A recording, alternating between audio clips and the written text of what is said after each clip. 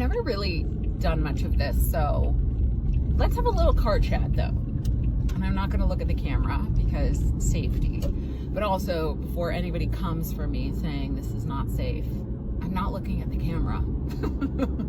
So it's perfectly fine, right, to record and not look at the camera, unless I'm at a stop. If I'm at a stop, I might look at the camera. But no, that is the same as having a conversation sitting next to you in the vehicle and looking at them when you are at a stop. So same level of safety or not safety. But anyways, I want to start these little, like, what we would talk about if we were in the car together chats. And today, what I think we would talk about is all of these, like, fake health foods. So I'm noticing more and more that there are companies emerging who are, it's greenwashing, right? So greenwashing is a term we use, and maybe you know what it is, but just so we're on the same page.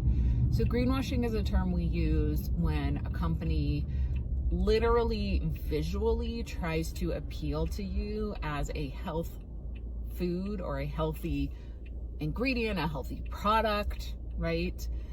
Based on looking like it's green or it's natural or it's environmentally friendly or something like that, right?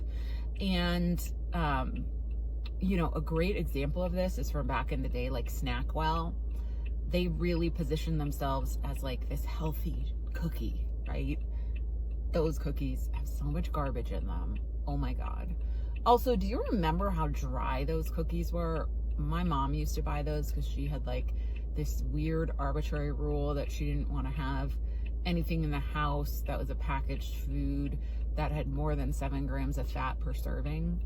She was really convinced fat was the problem, like so many of us back in the day. So she used to buy the Snackwell things, and I used to eat those after school, and they were so dry. Like, I still have the dryness in my mouth, you know what I'm talking about? So anyways, we've got our greenwashed, not healthy, but marketed to us as healthy foods. You know, we're seeing this a lot with like pop. You probably call it soda. I call it pop.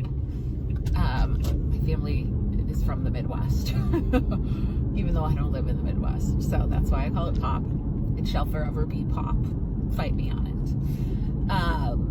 But we're seeing this a lot in the pop or soda industry. We're seeing it in the candy industry. We are seeing it in like the cookie industry and the ice cream industry, right?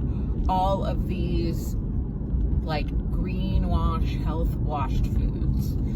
And here's the thing. I just want to say, in the average body, the average healthier body, right? Which means you don't have a lot of symptoms, right? You feel pretty good. You're not dealing with fatigue or bloating or moodiness or lots of cravings, or you haven't been diagnosed with something like pcos or hypothyroidism or endometriosis or PMDD. Like, we're talking, you're in pretty good health and you don't have any signs that you're not, right? That's what we're talking about, okay? So if that's you, occasionally having one of these, do I think it's a problem? Probably not, right? Like, you know, it's kind of like going out to eat. When we go out to eat, it's a free fall a lot of the time. We don't know exactly what we're eating. Are they cooking with vegetable oils? Are they using highly processed ingredients? Probably some of the places that we might eat are, right? So occasionally, once in a while, even in any body, right? Unless you are extremely unwell, probably okay, right? I personally, once in a while, I enjoy a poppy soda pop. I enjoy an Olipop occasionally, right? But it's not a mainstay in my life and in my diet. And that is a real problem. And what I'm noticing in the women that we're working with in my practice and in my groups and in the membership now is that a lot of women are filling parts of their diet that maybe used to be, you know, crackers, candies, cookies, gluten products, pop, right? They're filling that with these healthy versions. And while that might be part of a transition from what you've been eating to where you are going to be going with what you're eating, I really don't think it should be part of your long-term strategy. Many of the ingredients in these products ultimately have negative effects on your gut, a lot of non-nutritive sweeteners, which are artificial sweeteners in many cases, like Splenda and sucralose, which, by the way, these Fairlife milks, y'all, I'm seeing all the recipes using Fairlife milks and I want to scream from the top of the roof. This is not a healthy product. This uses Splenda, which is sucralose. This has been studied and does cause disruption in your gut microbiome. That's the organisms within your gut. We want the right balance of organisms to help protect you. They are part of your immune system, or they are part of what bring down your immune system, by the way, and influence your hormones too, okay? Because those are all intimately tied together. But products like that are not helping you. In fact, they are harming you. And we have to get away from these highly processed bullshit foods. So what do you do instead? You're a gal, you love a cookie here and there. You love a pop here and there. You love a candy here and there. My biggest tip to you, and please don't roll your eyes before you try this, okay? But my biggest tip to you is twofold. One, you do not enjoy things that are more fun foods. And I prefer the words fun foods over treat or indulgence or whatever. Fun foods, right? Because in everybody's diet, we want some foods that we're eating just for fun, just for pleasure, okay? Fun foods should happen right after a healthy, balanced meal. Why, Marissa? Well, first of all, if you have them after a healthy, balanced meal, that's a meal that has at least 30 grams of protein, some cooked non-starchy veg, some healthy carbs in it, and some healthy fats in it, okay? You are less likely to overeat it. You are more likely to feel satisfied with just a few bites of it. And you're less likely to feel deprived. Like, oh my God, I can never eat a cookie again. You can eat a cookie again, okay? But you want to position it appropriately in a way that's going to be friendlier to your hormones and to your gut health, okay? So that's the first thing. The second thing is, make it yourself. Make it yourself, okay? There are recipes out there by the ton that are single serve muffin, cookie, cake, candy thing, chocolate thing, Reese's thing, right? Peanut butter cup. You can find a recipe for almost anything that is a single serve version, okay? You're going to make it yourself. Why? When you make it yourself, you're not including preservatives because you don't need to. You're going to eat it right away, right? You're not including bullshit, you know, what they might call flavor enhancers that are chemicals that get you addicted to that food because simply it's not required in the recipe.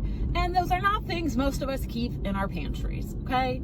So you are automatically creating something that's healthier for you because it doesn't contain shit and junky ingredients, okay? Again, almost anything you crave, you can make yourself. And it does not take a ton of effort. I eat cake or cookie almost every single day. I make a single serving version. I like to have it after lunch, actually. That's my favorite time to have a little dessert. And I am not deprived of yummy, tasty things, okay? So those are the tricks to enjoying these fun foods. And guess what? There are even ways to make them beneficial. For example, I have a marshmallow recipe. I love marshmallows. You can make homemade marshmallows with really good quality gelatin and honey or maple syrup. They're delicious. So I make homemade marshmallows. I make homemade cookies. I make homemade Reese's peanut butter cups. I make homemade hot cocoa. I make all these yummy little treats. But I also personally, you don't have to take it to this level, but I do. I find ways to make it even healthier. Like, can it be beneficial for me? So like, if I make a cookie, I put a high quality grass-fed beef protein powder in it so that I'm getting extra protein. If I'm making marshmallows, I do a grass-fed gelatin in it so that I am getting gelatin, which is really beneficial for building healthy tissue and connective tissue and the lining of your gut. So I try to find a way that I can like upgrade, okay? That's me personally. You don't have to play that game, okay? That's my vibe. That's what's important to me, but it doesn't have to be to you. So I wanted to share some of these thoughts and, you know, let me know if you give this a try.